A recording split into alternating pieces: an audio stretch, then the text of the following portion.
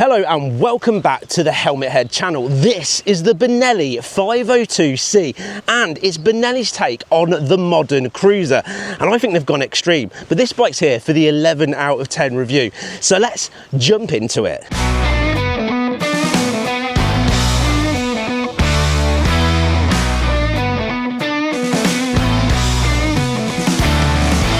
Well, I don't think Benelli have held back with the looks of the 502C, so let me start by giving you a proper closer look.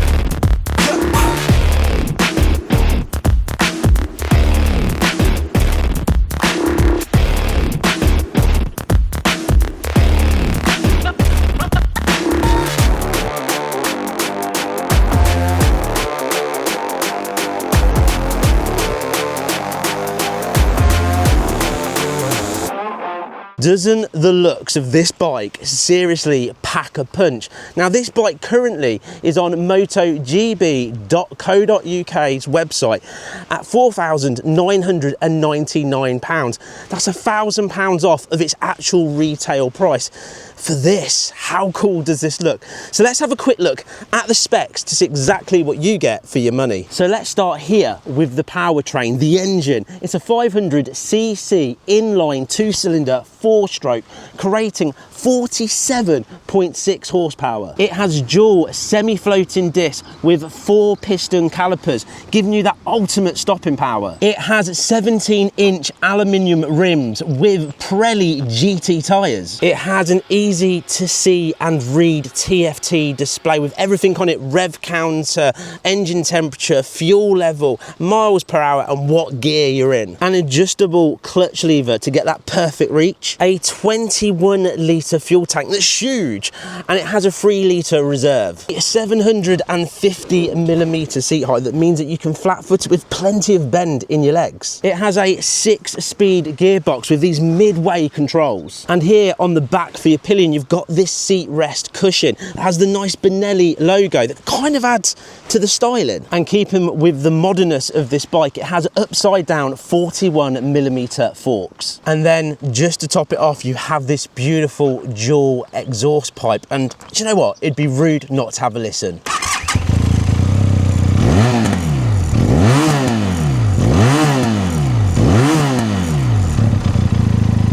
All of that for $4,999, basically £5 plus on the road and you are away.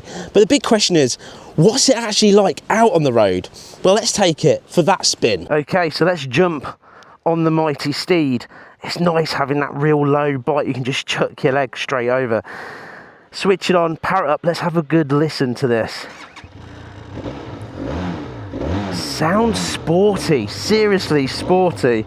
Right, midway pegs, here we go. Okay, so pulling off on this bike, it has that sporty again, nice delivery of power off of the mark. It hasn't got that kind of lumpy feel to it. It's got a really smooth engine. The other side is the exhaust isn't screaming out ridiculously loud. You've got a nice burble to it, but there's no thunder noise to it. That for a lot of people on a housing estate and places like when they want to get their bike out or use it to go to work or go for a spin and get up early, you're not going to annoy the neighbours. Now, in regards to riding comfort, you have these crazily big bars. Your arms are definitely outstretched in that kind of cruiser position that you'd expect, but they do feel really wide. Likewise with the tank, it's a big dominant tank with your legs slightly split and pushed to the sides. But then you have these midway controls just down here, so it all kind of tucks in quite nicely, but you feel like you're dominating the road by the way this bike makes you feel instantly. It has that, I could cruise like this all day and relax. I do generally think if you're a bit of a taller rider, you'd feel even more comfortable as well. So don't be shied away from the low seat height of this bike thinking, do you know what, it might be quite small. I think this bike's designed for somebody that's quite tall, and the seat feels nice and comfortable. It's not like sitting on a cloud. It's definitely a firm but comfortable seat, and being a cruiser, it has that back sort of lift up at the back, so you kind of sit in it and relax back. Again, a comfortable place to be. The suspension itself on a more normal road that we're on now, that's got less potholes and less bumps, it feels good. I'm not getting chucks all around the place, but what I have noticed with the suspension though, it does have again quite a firm, sporty feel. So if you want to feel the road, feel the passion of the bike, you'll definitely get that. And then that question not a lot of people ask about a cruiser: what's it like on the bends and the twisters? Well, what Benelli have done, they've put these midway pegs reasonably high, what means that you can get around a bend without scraping your pegs or your bike to pieces. Likewise with the exhaust, it's slightly lifted, isn't it? So you're not going to scrape it all the way down the road. That means that you can have a bit of fun when you want to and lean right into these twisters and then just power out, releasing that 47 horsepower that, as you can see, is plentiful and fun. Look at it dip in. Oh, and then power straight out again. Oh, that is smooth and fruitful. Now, looking at all of the controls, they're easy and basic. You've got a main beam you can pop on and pop off there. You've always got daylight running lights going the entire time. And you've got your indicators, easy to press, easy to cancel. That's super nice. The horn, a bit of a Roadrunner horn. Think of Roadrunner. Yes, definitely a bit of a Roadrunner horn, but it works and it's good. You've got an engine kill switch on your right hand side, and you've even got a hazard switch. Pop it on and you know if you're ever in any trouble or you need to stop, you're going to be seen again. And then you've got your engine start at the bottom. All nice, easy and basic.